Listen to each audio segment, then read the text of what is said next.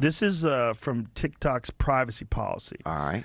It said, we collect certain information about the device you use to access the platform, app and file names and types. So all your apps and all your file names, all the things you have filed away on your phone, Really? they have access to that. Keystroke patterns or rhythms. So they're monitoring your keystrokes. It ends with China having all of your data. Nice. Joe Rogan reading the TikTok privacy policy. It's scary. Forget about Big Brother. You need to worry about Beijing. TikTok is the most downloaded app in the world with 100 million monthly users in the U.S. alone, probably somebody in your house. And guess what? TikTok is required by law to share data with the Chinese government.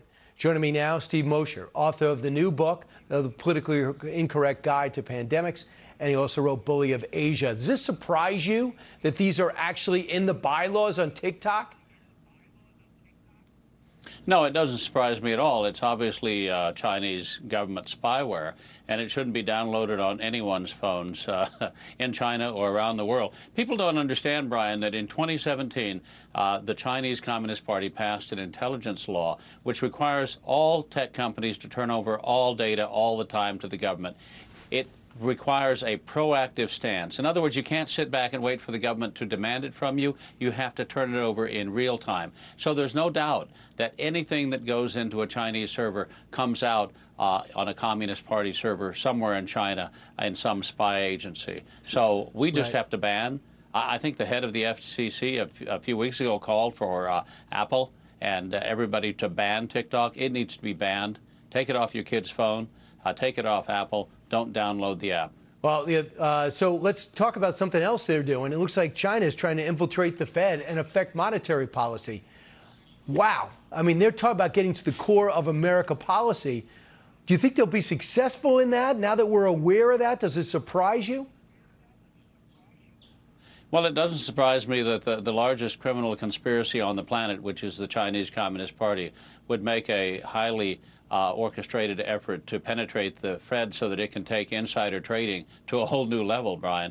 But look, this is just part of a massive espionage effort against the United States. All agencies of the government, including state and local agencies, being penetrated by a massive effort. I met with Chris Cox back in 1998. He told me 8,000 front organizations in 1998 run by the Chinese Communist Party, the Chinese military, People's Liberation Army. Is it 80,000 now? Is it 800,000?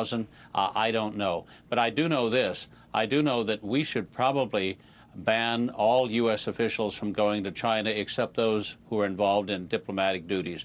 Our embassy staff, our consular staff can go. As far as people who belong to regulatory agencies like the Fed, if China wants to meet with them, they can send their officials here. Gotcha. Or we can meet in some third country, neutral third country. We cannot go to China. Our officials are coerced, compromised. And this guy, one guy was even threatened with imprisonment in China. Are you kidding me? Right. And real quick, Donald Trump was for stopping the spying in this country.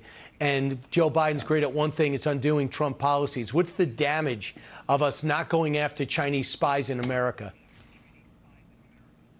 Well, the damage mounts every day. We had a full-bore program of going after China's spying in the United States, and it was suspended by President Biden on the grounds that it was somehow, quote-unquote, racist. It needs to be put back in place yesterday, and the FBI needs to begin devoting its resources to tracking China's spying in the United States. Otherwise, you can virtually kiss every bit of proprietary data in the United States. Every action by the U.S. government will be known by China before the U.S. public knows about it. Steve, I hope people listen to you, and I hope they're watching now, because this is a five-alarm fire we're not acknowledging. Thanks so much. Thank you. Hey, Sean Hannity here. Hey, click here to subscribe to Fox News YouTube page and catch our hottest interviews and most compelling analysis. You will not get it anywhere else.